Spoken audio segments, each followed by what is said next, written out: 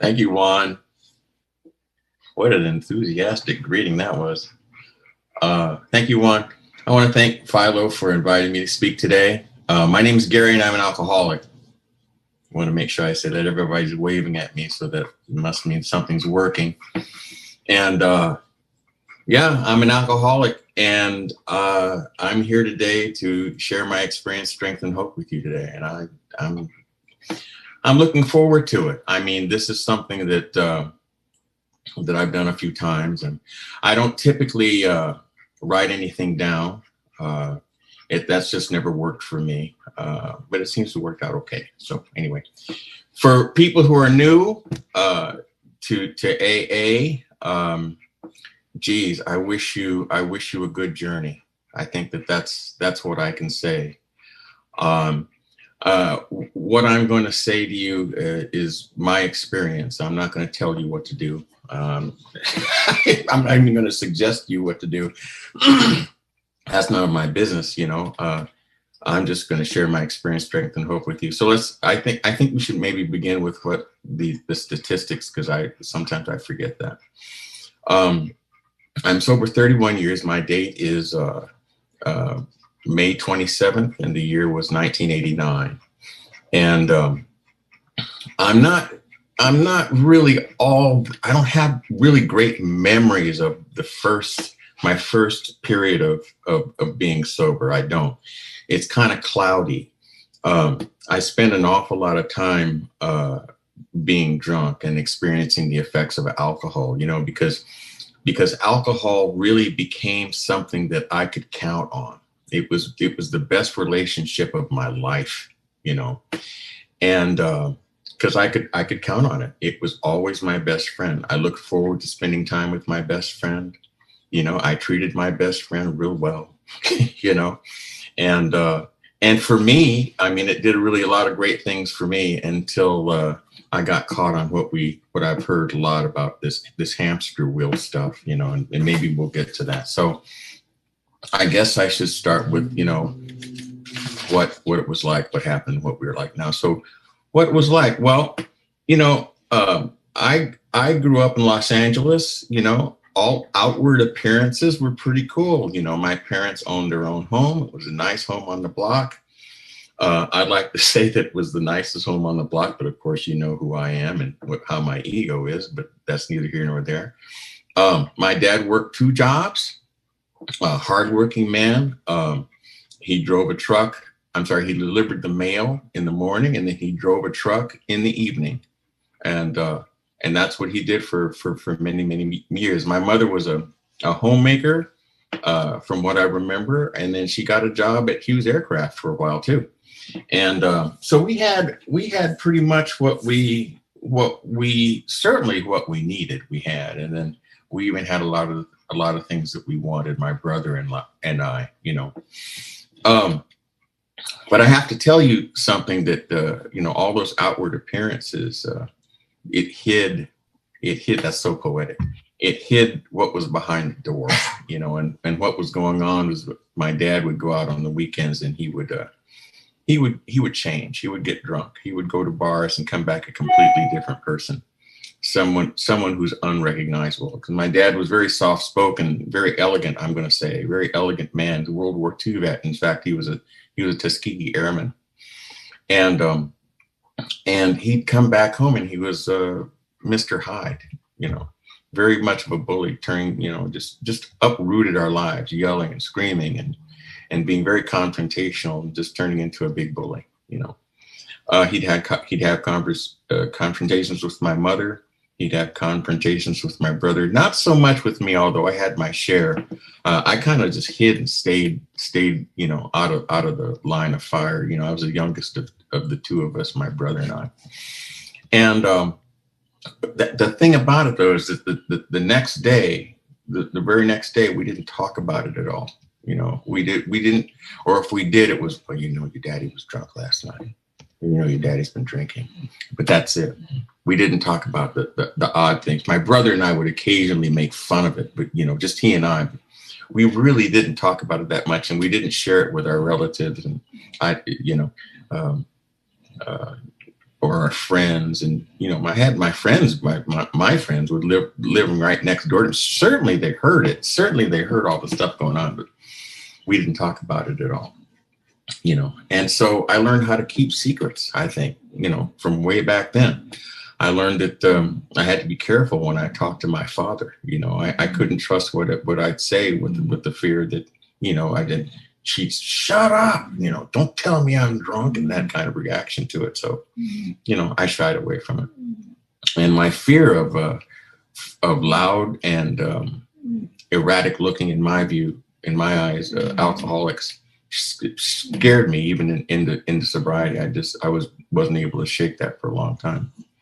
So secrets, and I began this thing of just being isolated and lonely. I mean, that's all I can come up with that, I didn't share how I felt. I didn't share how scared I felt and how powerless I felt, and because maybe I wasn't important enough to have that be learned, for me to say that and have that be understood by other people, So I started feeling different, and I started to look for my power in other places. So where was some of those places? Well, I happened to be in my age group, the oldest one in the block. So I kind of controlled all the kids younger than me. We'd play school and I was the teacher. We'd play cops and robbers. I was a chief cop. I was always in command, always in control, and, and I was always kind of a pig, I wanted more. I knew this from a very early age, and it started with food. My mother and my father would go out on the weekends and they would do whatever they were doing. My mother would play poker all night. My dad would go out to the bars all night, and I was at home and I got food, and I could just I can control this, and I feel better when I have all this food, and no one was there to stop me. I said, freedom, this is something that I can control. So those are things that happened with me. As far as some of the things, at least anyway, as far as alcohol is concerned, I remember my earliest recollection of this was when my mother took me to my grandmother's house when I was sick. And, she's a Southern woman. She's from Arkansas, and she made her homemade cough syrup like all Southern women did, and that homemade cough syrup was, from what I remember, was whiskey and honey and lemon. And she made this for me. And every time I coughed, she'd give me a big spoonful of it. I mean, a big spoonful full of it. And I didn't like it at first, but something wanted me to have more. And so it really got to the point where I would cough and expect to get another big spoonful of this. I was doing it on purpose. I'm serious. I would do it on purpose so that I would get more cough syrup. And I was enjoying it later on. Some of you, I'm 63 years old. And so some of you remember Bear aspirin for children, and that was orange flavored and it was candy-like, and I got a hold of that. And I just started because it was candy, and I'm just taking Bear aspirin for children. I got in a lot of trouble about that. I even found a box of X-Lax, and X-Lax was chocolate flavored back then when I was a kid. And I found the X-Lax and I ate it like candy. Okay, so all of this stuff happened. Oh, yes, it did. All of it happened. And so I just got into this habit that what I had was not enough. And if I had it and it made me feel good, I wanted more. That's really what was going on with me, I mean, if I had it and it wasn't enough, everything that my next door neighbor, my friend who lived next door, everything he had, I wanted. In his house is somehow better than mine. I wanted his house. There used to be real estate things, real estate shows on television where they would take cameras into these different neighborhoods. And I wanted to live in Yorba Linda. I wanted to live in California City. I wanted to live everywhere but where I lived, where what I had was not good enough. I always wanted something more, and I always wanted something different. I wanted my hair to be straight, when I was a kid. I remember that distinctly. And I was overweight, and I couldn't see. I have ptosis and strabismus in my eyes, the situation with my eyes. And so I wasn't really that great in throwing a ball. I don't know if I would be great throwing a ball even if I didn't have those situations, but nevertheless, So I was always picked last on the sports teams. You know what I'm saying? And I couldn't throw a ball. I couldn't run fast, and I was fat. People would make fun of me and the whole thing, make fun of my eyes, make fun of my weight, and the whole bit. Um, And I had my share of making fun of people too. I was thinking about this the other day. There was a girl that we used to just taunt her. So I had some dirt on my side of the street too. I assure you. Anytime I could partake in that situation, I just did it. Um, I I was an odd kid. I wanted to control. So there were student leaders in elementary school. So I kind of, one day I made myself, I found a school that I saw needed a play leader. They needed a play leader. So I went over there and assigned myself the job, and I started to be their play leader. I mean, that's how I was, I just took over. I just took control, we had so are you getting the idea? I forgot what it's called when parents come to school to visit with the teachers. It happened at night, and I don't remember what it was. It doesn't matter. There's a list with all our names on it, and behind our names would go stars, and stars would indicate how many books we'd read, and more stars, that means good, that means better. And so I successfully lied enough to have a string of stars after my name and didn't read one book. That's what was going on, and I didn't care. I didn't care. All I wanted was the approval. I wanted the approval, and I wanted to be accepted by you, because otherwise I didn't feel approved of, and I didn't feel accepted. And so that's what I was always striving to do, My first real vision of an alcoholic was somebody who walked down the street, who could barely walk, barely control, and couldn't speak at all. That's exactly what he sounded like, folks. And all the kids would circle this guy, and we would taunt him. That's what I saw an alcoholic being. That's what was an alcoholic to me. But it was glorified as I was growing up. All the movies, people were drinking, and all the movies, people were smoking, and we would all pretend like we were whiskey. That's what we all did it. Smoking cigarettes. That's what we grew up with. And so it was, I couldn't wait until I was old enough so I would be able to do something like that. But I guess that's going to come down, a little bit down the line. So I was powerless, as I told you before. And where I did seek the power, in addition to being the bully of the block and the know-it-all and the teacher and the leader and all of that, I could play piano, and I could play piano better than anybody that I knew, period. I could do that. And I didn't have to work at it very hard. I've had good ears then. I have good ears now. And so I didn't have to practice all that hard. I could listen to something, I could play it back, and everybody was like, oh, Gary this, and oh, Gary that, oh, Gary this. And so I learned how to be a performer. So I'm not telling you the truth. I'm making myself bigger than what I am, and I'm performing all the time. I'm not really just, me's not enough. I had to do something bigger and better and smarter and wiser and all of that. I had to be noticed, and that followed me for a long time, and it was working for a long time. And I went to schools. I went to different schools in elementary school for this. That's elementary schools. That lays a foundation. And I guess I'm spending so much time on this because, I'm not really sure, even at the beginning of my sobriety, that emotionally I was really any more developed beyond that. So, when I stopped drinking, when I became a member of Alcoholics Anonymous. In junior high school, I went to a school that was selected for the power of its music program. And I went and I attended there. It was just a master teacher. I'll never forget. I'm so grateful I went there.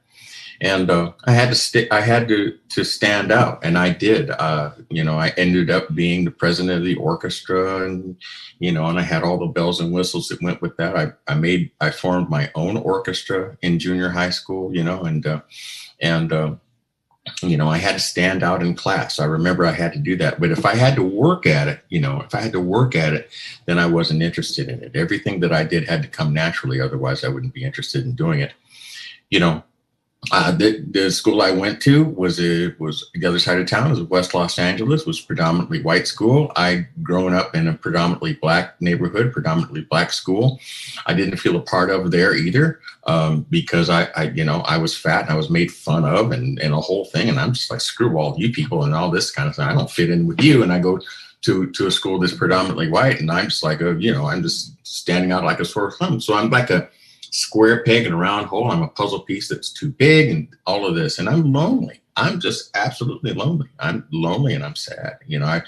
I'm looking around at other people and I want what they had. I wanted what I saw that they had, Yet I'm still performing, and yet I'm looking for your approval, and I'm in junior high school and all that stuff's happening. I'm gay, and I known it most of my life. I really didn't have a problem with it myself. I just know that that's what I wanted. I was sexualized at an early age, I guess, 6, 7 years old, by the guy that lived next door to me. And I just, I didn't really care. I played with girls. I played with boys. I didn't really see that much difference. Cousins, didn't see that much different. I think I won't do that. Yeah, well, why not? You guys are friends.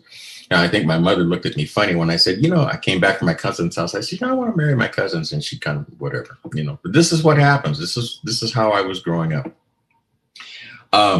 So successful junior high school, again, feeling just a little bit different from everybody. I'm not a really good student. I've never really been a good student. I have no work habits. No self-discipline and all that, but I could play the piano, and I went to a high school for the same reason, for their music program, and that's where my life started to change, because there were people there, and although they were just maybe a year or two older than me, they were doing something that I'd never done, and they were drinking, and they were smoking weed, and they looked like that they were popular. And I wanted to be a part of that. And so I want some of that, and I'm already used to keeping secrets by this time. So I go and I join the crowd that's smoking and that's drinking, and I do that with impunity. I just wanted to do that. I wanted to be popular. And I remember one of the most popular girls who drank a lot and smoked a lot. She looked at me, she said, "I like your style." And I said, "I finally arrived. This is great. This is me." So I thought one of the things that I had to do to be popular was to have a girlfriend, because the guy that I was after had a girlfriend, and he said, "Oh yeah, he's smoking and he's having girlfriends and he's drinking." And I wanted what Jack had. That's his name. His name was Jack. And so I found Carol, and Carol liked me, and I liked Carol because Carol could make me look good in everybody else's eyes. At least that's what I thought, and I'm making out with Carol, and I'm going, "What do you think? What do you think?" This is what I want to say to people. I'm making out. I'm one of you people, and I'm leaving Carol bewildered, because she really doesn't know what's going on with me. But I found this thing. I found another way that I could feel good about myself, and I found another way that I could feel a part of, and I found another way that I could be at peace with myself, and that was the beginning of a way that I could kind of make sense out of things. At least that's what I thought, it's my only real, I guess, life preserver at that time. And the other part about this is that I never let you see this. I never let you see the confusion and the loneliness or anything like that, because I am putting on a smiling face to you. I could smile at you and be really, really sad. I was very much detached from my feelings and my emotions. I remember this. I actually remember thinking this when I was growing up in high school. But like I said, everything things seem to be working for me. I was very popular, and I got away with murder in high school, because I was one of the top musicians, if not the top musicians, and the music teacher at that time. I'm grateful I went to that school, by the way, because he was also just a master teacher.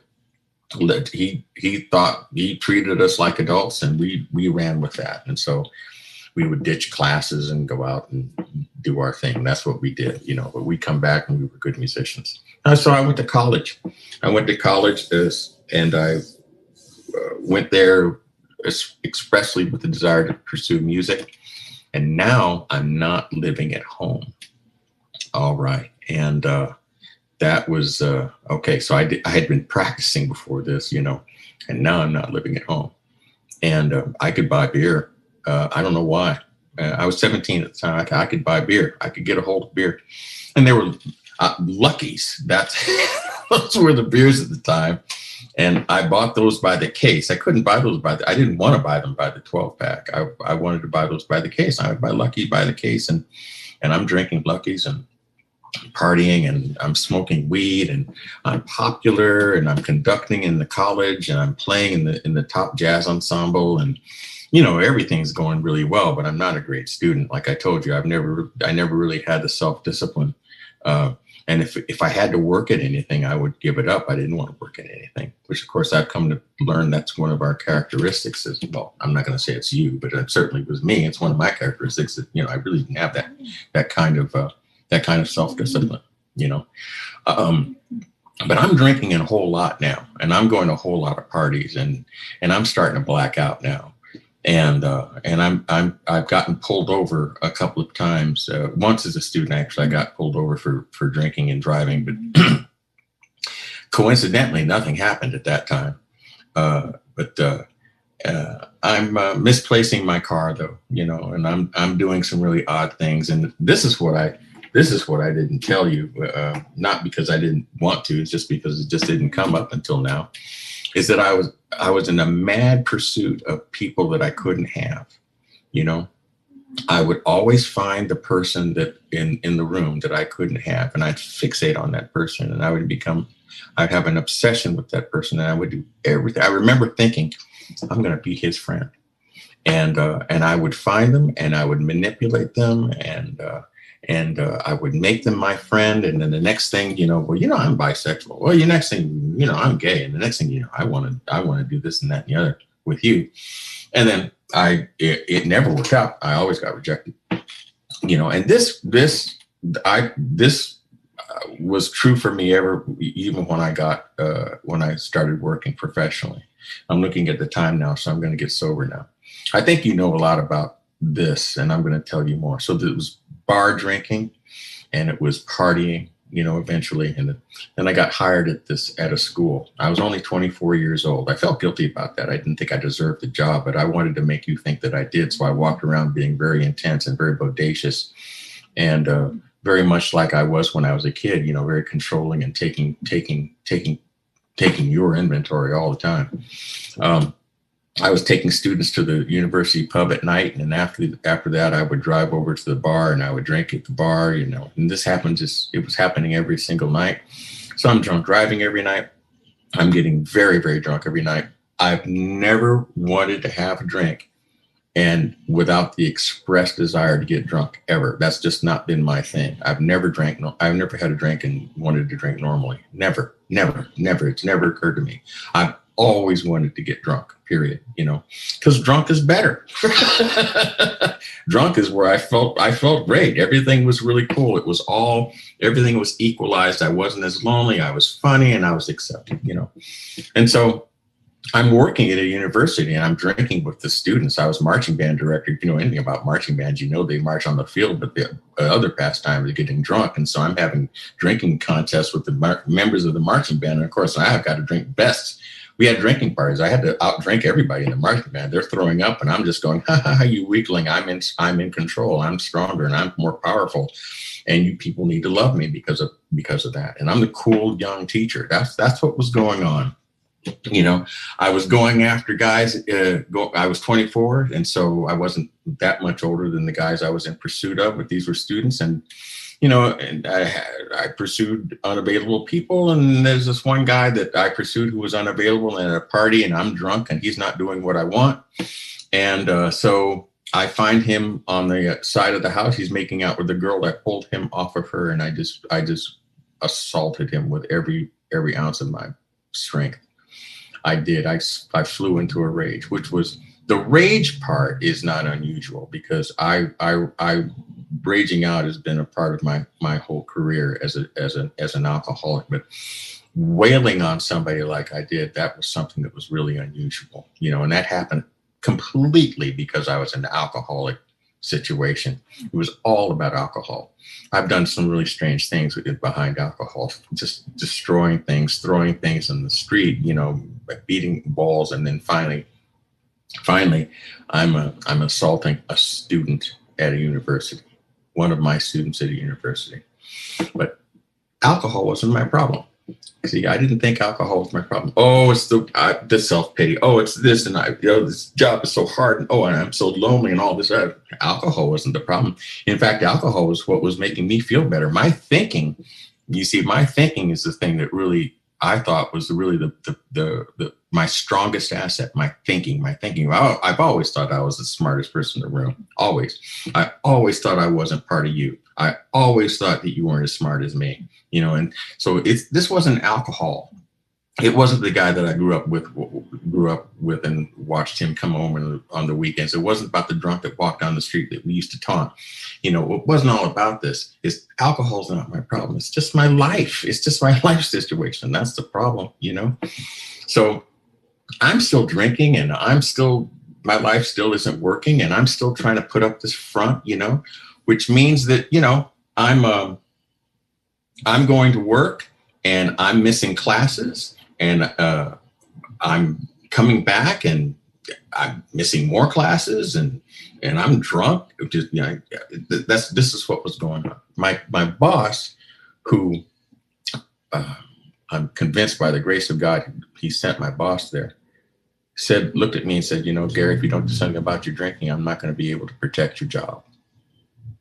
I said, oh shit, And he was a smart man. He's a very smart man. He gave me 2 books on adult children of alcoholics. So I read those, and I said, oh, finally, that's something outside of myself that explains me. Because I'd been looking for that for years. I had gone to therapists, and I always lied to them. I never told them the truth. I never told the truth. I said, that's my thing. That's what I'm going to do. I still drank, though, because I'm an adult child of an alcoholic. I'm still not, an alcoholic at all. But I've been thinking about it. My brother died behind alcoholism in 1988. He had been shot, and we went to his house, and we cleaned out his house, and we saw the bottles under his bed and the whole thing. I said, "Oh wow, he's an alcoholic. Wow, gee, check it out. He's really, it's really sad, isn't it? Yeah, I'm still drinking, but I don't know. I don't know what brings us here. I'm just grateful that we are all here. And one day, a student came up to me and said, I don't have a place to live. I've been kicked out of my house. Help me. And I said, okay, well, you can stay with me. I said, as long as you stay sober. And I said, I'll tell you what, I'll stay sober too. And so that's what we did for that one day. I was committed to staying sober. He found my checkbook and decided that he's going to forge a check. The bank called me, and I confronted him about it, and I removed him. I kicked him out. But I've stayed sober ever since. I have not gone out. I have not tried to confront the idea or change the idea or battle with the idea that I'm an alcoholic. I'm too afraid. I'm too afraid to do that. My mind, even to this day, in fact, I'll just give you an example. On my 30th birthday party, 30th birthday celebration, I thought that a drink would be cool because, you've been sober for 30 years. Oh, yeah, a little drink, a little drink to celebrate, I don't know. I don't know if that's right thinking. Well, of course I know that's not right thinking. That's alcoholic thinking, And fortunately for me, there were people around me who I've known for about 30 years who I could share that with, I did buy into the idea that, with many years, I've got to, act a certain way and this and the other, I'm a drunk. I'm an alcoholic. If a drink is just an arm's length away, I could just pick up a drink and then that's it. The thing is, I guess I just can't have one.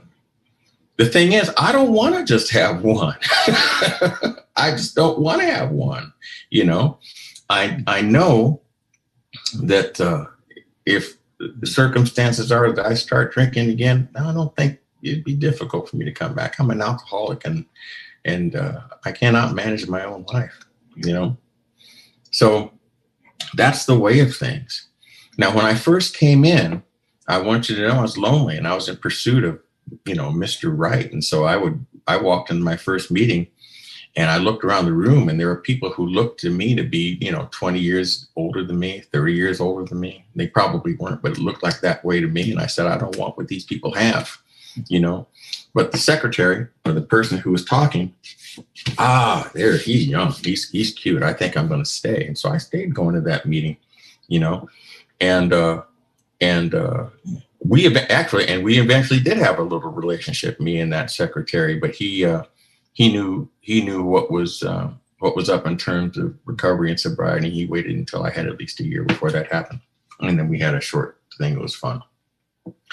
But I didn't want what you had. I was so afraid to be one among many. I was just so afraid. I just had to be in control. I was afraid what you would do. I was afraid you wouldn't understand me. I was afraid to be just normal, no humility whatsoever, you know. So it took me a while. But what I heard was 90 meetings in 90 days. And so, okay, 90 meetings in 90 days. I can do that because I know if I do that, you're going to like me. So I'm just going to go to 90 meetings in 90 days. I did at least that. You know, I had a sponsor that my boss set me up with. He had what they were called babies at the time, you know, sponsees. And he had like 20 sponsees. And I said, well, he doesn't have enough time for me. So he gave me one good piece. He gave me one good direction, which I appreciated. And I tell my sponsees about this too. He said, pray for the willingness to be willing. And I said, okay, I can do that, you know. And so I've done that, and I continue to do that. That's one thing that I carry with me. But I didn't want what he had other than that, because, you know, he wasn't going to give me enough. The real truth about it is he was going to make me do things I didn't want to do. And I didn't want that. I could already tell, you know, he scared me. So that's really what happened. So I actually found somebody who I thought would do things more to my tempo and my desire and my speed. But for whatever reason, you know, going to meetings made me feel really good. And I had not felt that peaceful and that good for a very long time. Hearing A Vision for You affected me deeply, and I wanted to hear it more and more and more. I got past the idea, oh, this is a religion and this is God. You know, I got past that when I learned that this God could be any God of my own understanding. And I never heard that in the church, you know, and not that I have anything against church or religion. That's not the point. But it's just, for me, I could make this power greater than myself, any of my own making and my own understanding. Oh, okay. Seventh tradition. Oh, yeah, that's collection. No, you don't have to do that. You don't have to do that unless you want to. And oh, really? Oh, yeah. You don't have to share if you don't want to. Oh, really? In fact, you don't have to do anything if you don't want to. The only requirement for membership here is a desire to stop drinking. That's all. You know, I'm like, what? Oh, geez, this is really amazing. You know, that's okay. You know, and I start to settle down. I just start to settle down. My path and my tempo in this program, for as far as I can see, as I look back, has just been perfect. It's been appropriate for me, you know, and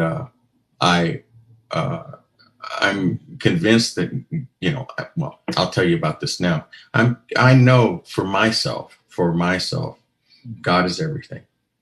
God is everything in my way of looking at things. And, you know, and God's just waiting for me to turn around and see that he's there, and he's always been there. That's the way, that's where I've come in my journey, in my path. It's taken me time to get there, you know, and I had to get over the idea that what I do in the program in terms of step work and my coming and going, it's not going to be perfect. I had to get over that because I was a perfectionist too. If I'm not doing it perfect, then there must be something wrong with me. I must be broken somehow. So I had to get over that. But I became willing to allow those lessons to happen to me. And those lessons happened as a result of coming in and being more involved in the fellowship, you know.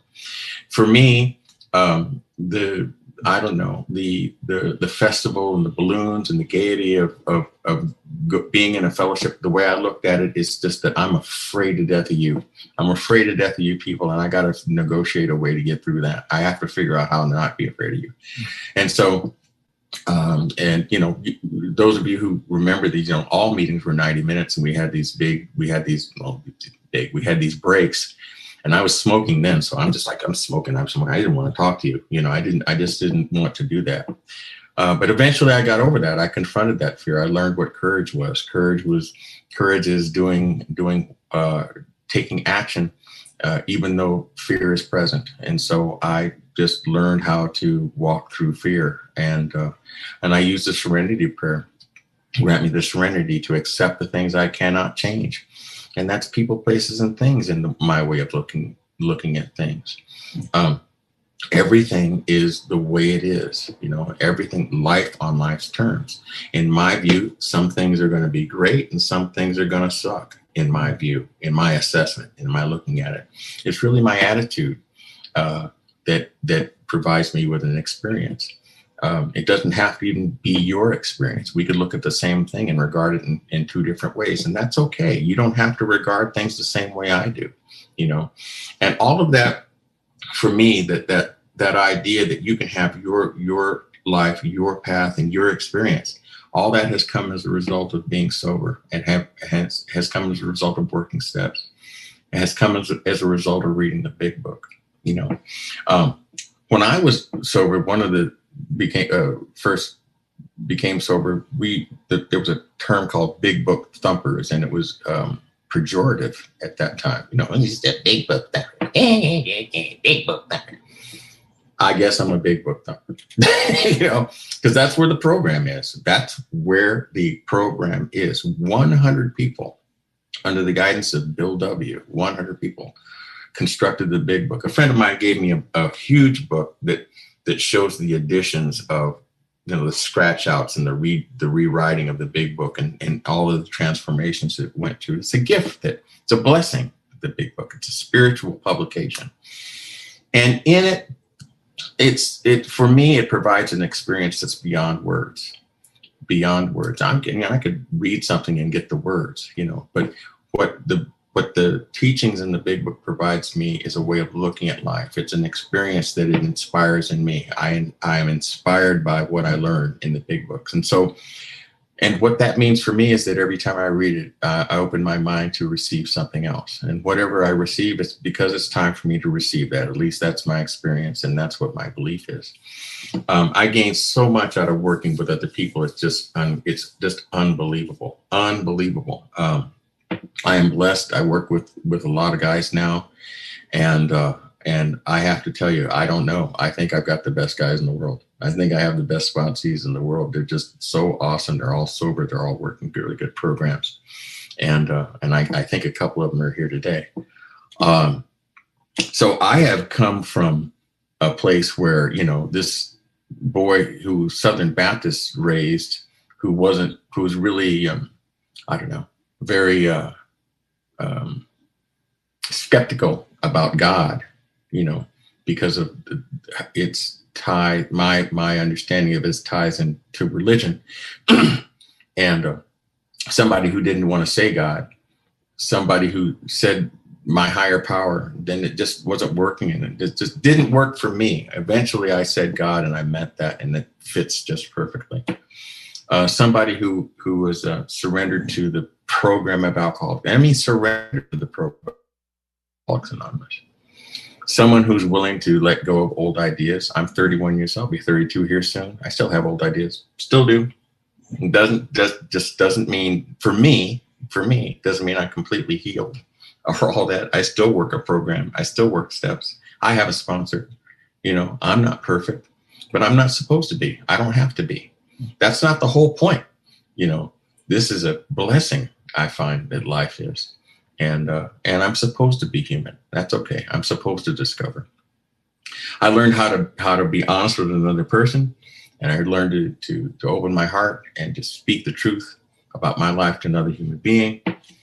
I learned what my character defects were, and with more time, I still know what they are. They still reveal themselves.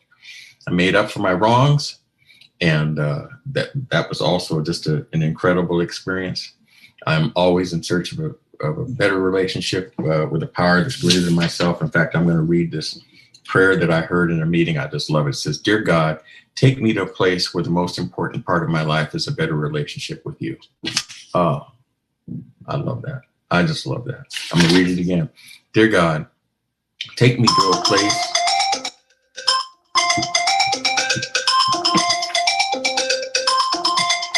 Oh, yeah. "Dear God, take me to a place where Dear God, take me to a place where the most important part of my life is a better relationship with you." I love that. I just love that. So life is good. And I have God in my life today, and I'm sober, and we're all sober.